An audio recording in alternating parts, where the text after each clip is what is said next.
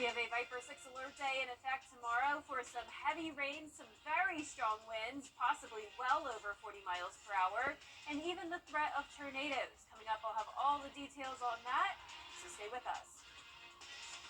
Right now on News Channel 6 at 10, those severe weather threats Jenna mentioned causing schools across the area to close. We'll have the latest. Also, we had a Columbia County woman facing charges tonight. Investigators say they found several dead dogs in her house.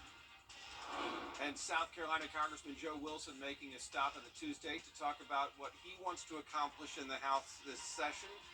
News Channel 6 at 10 starts now. Live from Television Park, this is WJBF News Channel 6 at 10 on MeTV. Good evening, everybody. I'm Brad Means. Thanks for joining us. As coverage you can count on does begin with lots of schools shutting down tomorrow. It's because of concerns over bad weather. In South Carolina, Aiken, Allendale, Bamberg, Barnwell, Edgefield, McCormick, and Saluda counties all switching to e-learning tomorrow. In Georgia, Richmond and Washington counties will e-learn. McDuffie, Burke, Emmanuel, Jefferson, Jenkins, Scriven, and Warren County schools all closed. For the latest on schedule changes, just go to our website. We have a list for you there at WJBF.com. So, what can we expect overnight tonight and into tomorrow? For that, we want to check in with meteorologist Jenna Petracci.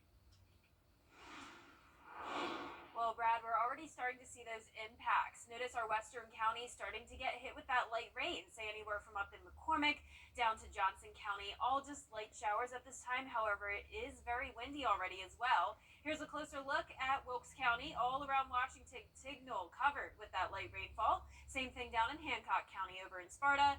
And then here's a closer look at Wrightsville and Sandersville with a lot more to come. So this is just the very beginning of the impacts. Winds are coming in pretty strong from the east, 10 miles per hour sustained in Augusta, 14 in Aiken, and those wind gusts already up to 25 miles per hour. This will increase significantly tomorrow. A widespread wind advisory, in fact, with 20 to 30 mile per hour winds sustained throughout the day on Tuesday, gusts easily up to 40 miles per hour, and that's outside of any storms. So, of course, if we have those thunderstorms develop, those winds will be much higher than 40. So here's the broad perspective here. We have this very strong low pressure system. First thing that's going to happen is this warm front lifts through our area. That's what's bringing us the light rain now, and this is what's responsible for all this widespread rain we're seeing here. Now, once the cold front moves by, that's when we'll have the alert day impact. So that'll be the very high winds, heavy rainfall, and the potential of some severe storms. Now, I'm sure you remember this morning was very, very cold. We started out at 27 degrees, and I've seen a lot of people ask questions on my Facebook page. Are we going to have any winter weather with this low pressure system tomorrow? And the answer is a definite no. It is going to be way too warm for that. Temperatures already in those mid to upper 40s, and we're actually going to be rising as we go into the overnight hours, eventually into those low to mid 50s tomorrow morning. So at least no concerns with any ice development tomorrow. This is just going to be almost like a summertime storm pattern with the threat of the gusty winds, even some isolated tornadoes, and of course the heavy rain. So coming up, I'll have a look at the future cast and everything you can prepare for. But back to you, Brad. All right, Jenna, thanks. So yeah, Monday turning into decision day as schools had to figure out what to do about classes tomorrow. Nikita Dennis covering the closings for us tonight. She's live in the Satellite News Center. Yeah, schools started notifying parents this evening that there will be no schools tomorrow, making safety a priority. As all things are considered, if everything goes well tomorrow, then we'll be back in class on Wednesday. With the possibility of strong winds and lots of rain, schools across our viewing area are shutting down Tuesday and moving to e-learning. And then for other students, teachers have the opportunity to prepare a paper packet for them so that they, have something to do tomorrow, so that their learning does not stop just because we had the threat of severe weather. Other school districts, including McDuffie County, are calling everything off. We're not doing e-learning because with the possibility of high winds, we know that power outages are going to be a high possibility as well. And without the power, the internet doesn't work. So we wanted to just postpone that day of school, and we will make it up later. Wills also say they took the safety of buses traveling on the roads into consideration. The possibility of having winds over the limit of what buses can handle was really what pushed us over the edge for canceling. We just can't risk anybody's safety by putting those buses on the roads. We'll keep you updated throughout the night and in the morning on other schools possibly closing. Live in the Satellite News Center, Nikita Dennis, WJBF, News Channel 6. We have an update on a local murder case for you tonight. A mother speaking out as the reward goes up in the probe into the death of her daughter. 19-year-old Kaya Shields returned to her Washington Street home in Jefferson County around midnight on August 26th. Her mother, Sharika Pitts, recalls hearing gunshots a couple of hours later, about 1 a.m., and she says her daughter came into her room and said she'd been shot. The Georgia Southern sophomore education major later died, and despite law enforcement investigating this case, still no arrests. Ms. Pitts hoping those responsible speak up. Please come forward. You know, this is a tragic incident that happened, and to bring peace to our family, just come forward. You know, you did the crime, and you have to pay for what you did. Anybody with information about the murder of Kaya Shields should contact law enforcement. And with the help of the nonprofit group Young Men United, there is a reward of up to $13,000 in this case. A Grovetown woman facing charges after investigators say they found 9 dead dogs in her house. Officers arrested her Thursday, an incident report showing that a Columbia County deputy just went to check on Neville's house because a neighbor had called and said she hadn't seen her in months. Nobody was home. There was a starving pit bull inside, also feces all over the floor, furniture destroyed, 6 dead dogs in the refrigerator and freezer, 3 dead dogs in a bedroom. Neville's is out of jail on a $5,100 bond. South Carolina Congressman Joe WJBF, News Channel 6. Still ahead, Jenna tracking those storms that we're going to see over the next few hours, what you can expect and the timing of it all when News Channel 6 at 10 continues.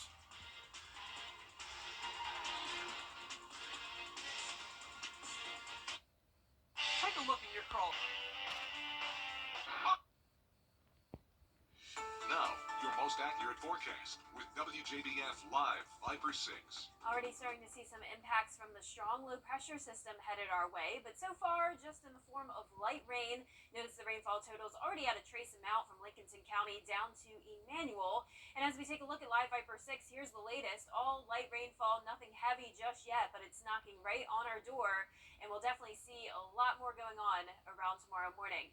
Temperatures right now in those mid to upper 40s. No concerns when it comes to any freezing weather tonight. We actually have a warm front coming through.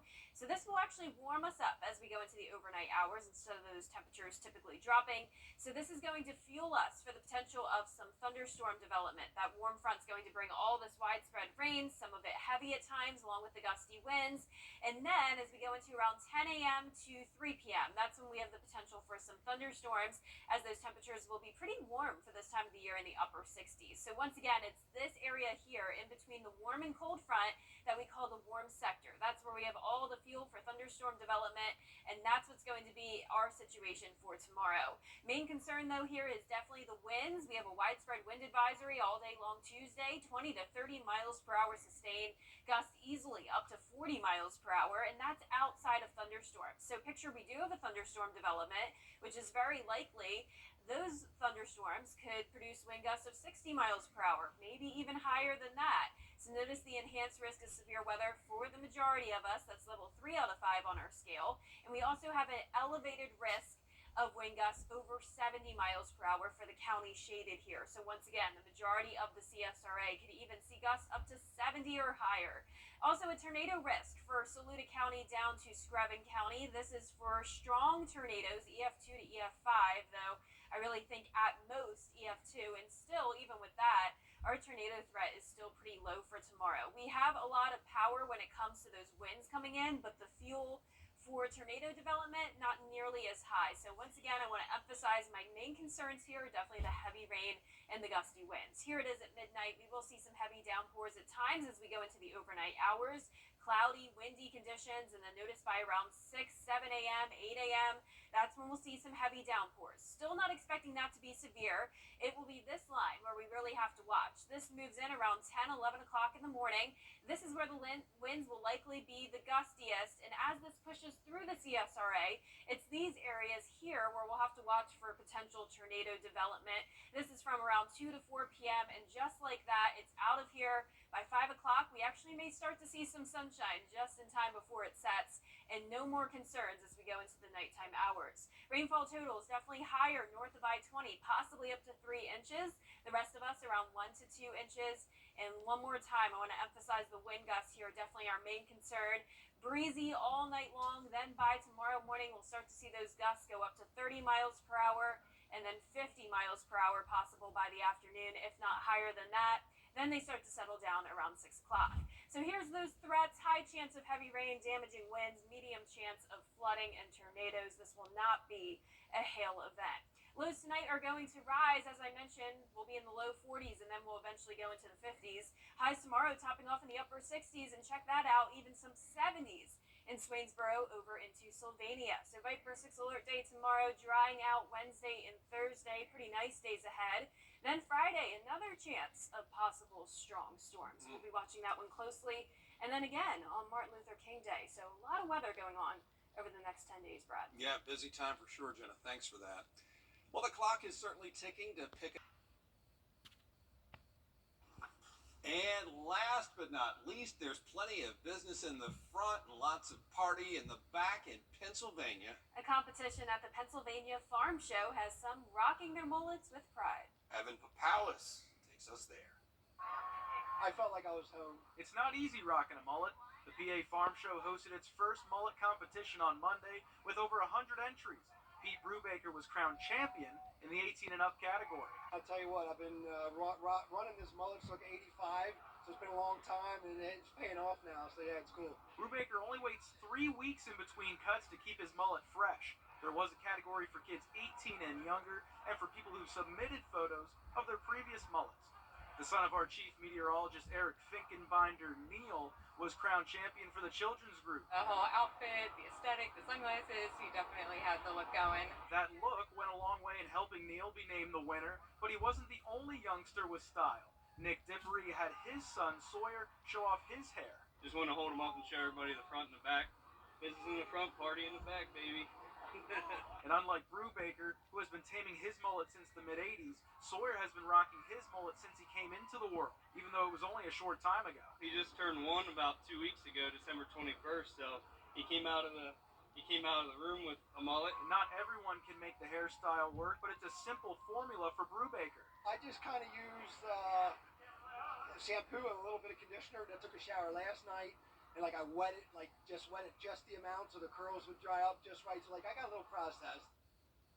Wow. Wow. Impressive. Big mullet community there. No doubt. Well, once again, we have a Viper 6 alert day tomorrow, 100% chance of rain. That rain will be heavy at times, along with some very gusty winds throughout the day. All of this wraps up by 5 p.m., though, so going into our Wednesday, nice and dry, a cooler day. Sunny on Thursday, more rain and storms return on Friday, sunshine by the weekend, and then another round of rain and possible storms on Martin Luther King Day. All right, Jenna, thanks. And that's it for us. We'll see you at the top of the hour on News Channel 6 at 11. Logan's Heroes next here on MeTV. Good morning, Augusta. This is Powerball. Good evening, America. I'm Laura Johnson. Tonight we have another life-changing jackpot for you. It's worth an estimated $48.5 million. So get those tickets out. Let's play. That first number up is 7. Followed by the number 28. Tonight we're going to meet Vinny from Pennsylvania, who won $1 million playing Powerball. Now for the rest of those numbers, we've got 40, 17, rounding it out with 45. Your Powerball number tonight, good luck everyone, is 2, and your Power Play multiplier is 3. We already have some light rain and windy conditions happening now, and tomorrow it's a Viper 6 alert day. Heavy rain and strong winds likely, along with the possibility of some severe storms. Of all the details coming up. Right now on News Channel. So, what is going to happen weather-wise, and when can we see it start to roll in? Let's check that timetable with meteorologist Jenna Petracci. Well, we still have around 12 hours until the worst impacts move in, the reason why we're having that alert day. But we are already seeing some impacts from this low pressure system, and that's just some light rain along with winds picking up the pace. So here's the latest on Live Viper 6. The majority of the CSRA already seeing some of that light rainfall. Here's a closer look at Wilkes County, some heavier downpours moving into Washington. All around the metro, covered with that light rainfall, and further down towards the south, Burke, Jenkins County, also pretty much covered. Winds are up to 10 miles per hour in Aiken and Barnwell counties, 8 miles per hour in Augusta, 6 in Waynesboro, coming in strong from the east. Gusts already up to 25, and we notice we have a wind advisory in effect for all of us on Tuesday. Winds will be sustained 20 to 30 miles per hour, gusts easily up to 40, and that's outside of any storm. So picture we do have some thunderstorms develop. Those wind gusts will be much stronger, easily 60 miles per hour, if not higher. So the reason for the rain we're seeing now is because of a warm front passage. So here's that low pressure system. First comes the warm front, and that's what's going to destabilize us, bringing us the fuel we need for some thunderstorm development tomorrow. Our main concerns, though, are the high winds and the heavy rain. Not even as much so the storms, but we still can't rule out the possibility of some severe wind gusts. Not expecting any hail here, but we do have an isolated tornado threat. But what I'm also not expecting is any winter weather. I've had a couple questions on my Facebook page about that, and no worries there. This will not be bringing us any snow or ice. Earlier this morning, you probably noticed how cold it was. We were at 27 degrees, but that's no longer the case. It is a pretty warm night. There's a look at our Terry Lambert Hyundai Skyview cam at the airport. Temperatures are in the 40s, and as we go into the overnight hours, we're already going to get much warmer into the 50s. Take a look at your morning planner. 52 at 5 a.m., 55 by 7 a.m. So definitely a noticeably warmer day tomorrow. And the warm temperatures is why we'll have the chance of some severe storms. So coming up, I'll have all the details on that, what you can prepare for. But back to you, Brad. All right, Jenna, thank you. So really Monday turning into a big decision day as schools try to figure out. Channel 6. Still ahead, a look at tomorrow's severe weather forecast. Jenna is tracking it all as coverage you can count on continues.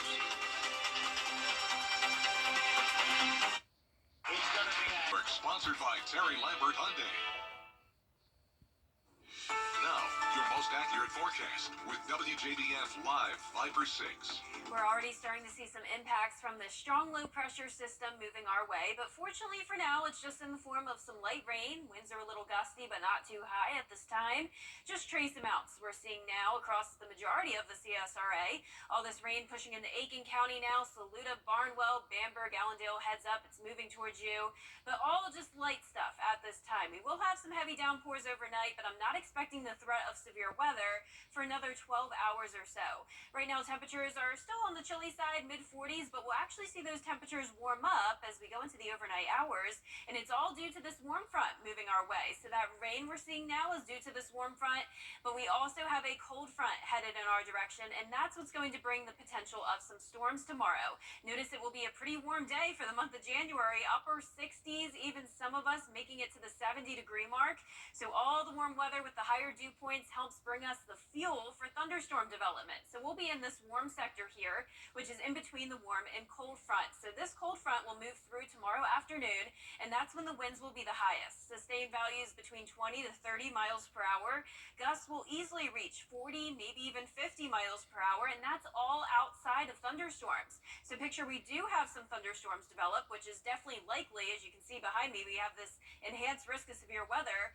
Any storms that do develop, winds could easily gust 60, maybe 70, even higher than that possible. Notice the Storm Prediction Center has put us in an elevated risk of those wind gusts over 70 miles per hour. So I want to emphasize that the winds are the biggest concern tomorrow. There is also a tornado threat. Storm Prediction Center has also put our eastern counties under an elevated risk of strong tornadoes. Though I am expecting more so just a couple weak tornadoes, if anything. I'm mostly thinking this will be a heavy rain and wind event. And you'll see all this heavy rain moving in. Here's midnight tonight. Some pockets of heavy rain possible overnight as those gusts start to pick up the pace. Here's Tuesday at 5 a.m. Some of us still dry, but around 7, 8 a.m., that's when we'll start to see some heavier rain moving in. Still not expecting this part to be severe. This is the cold front portion moving in, and this is where the leading line of this will be the windiest. that's when the gusts will really be strong, and this is where we could potentially have some of those severe storms form. And it's going to be areas such as this where we'll have to watch for some rotation. Spin up tornadoes, as I mentioned, most likely going to be in our eastern counties, if anything. And then by 4 p.m. Tuesday, we're done with this. So this will not be all day long. By the time we get to the evening hours, headed home from work, you don't have to worry about any rain. Actually may get a little bit of sunshine before the sun sets, so that's good news. Rainfall totals could reach up to 3 inches, mostly north of I-20. The rest of us around 1 to 2 inches. Minor river flooding is a possibility here. And here's a look at the wind gust map. Here's midnight tonight. We'll start to see those winds increase to 20, 25 miles per hour. And then by later on tomorrow morning, they really start to increase to around 35. And then there's that cold front moving through. 45 possible, and definitely higher than that, as I mentioned, if we do have those severe storms. Here's the overall review of what we're expecting. High chance of heavy rain, damaging winds, medium chance of flooding and tornadoes, no hail threat here. Lows tonight will be in the low to mid 40s. As I mentioned, we'll start to warm up quickly though as that warm front lifts in. Highs tomorrow, upper 60s, even some 70s down there in Swainsboro over into Sylvania. So the Viper 6 alert day is for tomorrow. Wednesday will be a dry day, just breezy, cooler as well.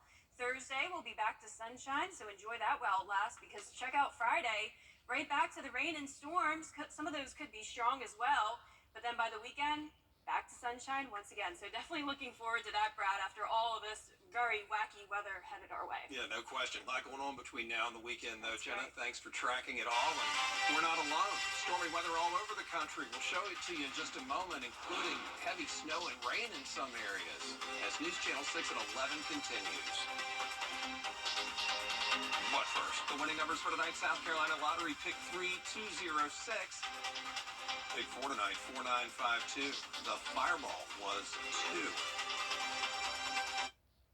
When you donate. Get a leg and thigh dinner with Fixin' from Bojangles for just $5.99. It's bow time. News Channel 6 invites you to take your cooking to the next level in the kitchen with Miss Darlin. Check it out now at WJBF.com. With rent and expenses going up year after year. Strong storms moving across the country tonight from California to New York. Threats of snow, flooding, and tornadoes leaving more than 40 states on alert. Tim Pulliam has the story. From New Mexico to Nebraska to the south and northeast, new powerful storms are sweeping across the country. In some places, bringing snow, rain, and the threat of tornadoes. ABC's Rob Marciano is in Connecticut. This is one of 2 very powerful storms that are forecast for this week, with nearly every weather-related hazard in play. In New Hampshire, people here digging out from this past weekend's blizzard. Shoveling and shoveling and shoveling. Now bracing for more snow through Wednesday. 58 million people nationwide under a winter weather alert. The first major snowstorm of the season. Oh, it's beautiful. Winter wonderland. Storm risk also hitting parts of Texas, Louisiana, and the Florida Panhandle. And along the I-95 corridor, the threat of severe weather stretching from Florida to Maine through Tuesday and Wednesday. 83 million people under a flood watch. In New Jersey, the governor declaring a state of emergency. 1 to 4 inches of heavy rain, strong winds, and potential coastal flooding. Forecasters predicting 6 to 12 inches of snow to fall in the Midwest overnight into Tuesday. Tim Pulliam, ABC News, Los Angeles.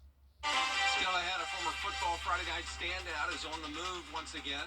And the Falcons and Panthers making changes to their leadership positions in sports. An easy-to-clean shower. Go with the people you know and trust. Give the Bath Fitter family a call today for that free in-home estimate.